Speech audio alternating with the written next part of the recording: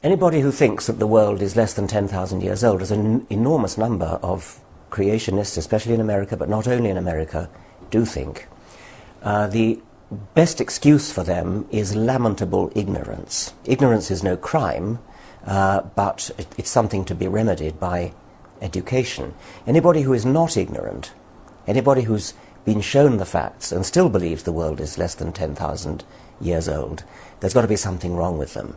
To give an idea of the magnitude of the error, to believe that the world is less than 10,000 years old, given that we know the world is actually 4.6 billion years old, it's equivalent to believing that the width of North America, right across from New York to San Francisco, is less than 10 yards.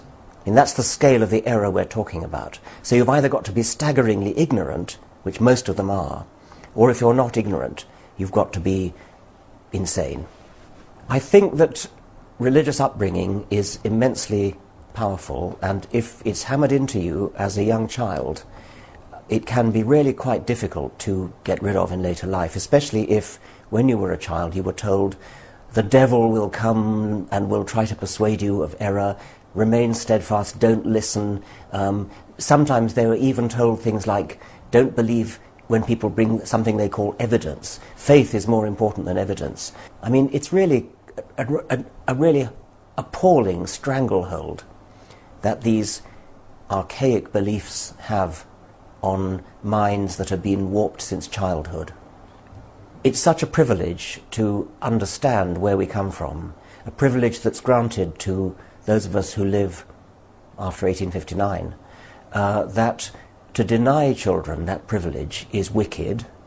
It's a deprivation which should not be visited on any child when the truth is so staggeringly exciting. It really is an enormously exciting thought that we are cousins of all living creatures, that we have a history of 4 billion years of slow, gradual evolution. Just think about 4 billion years of slow, gradual history.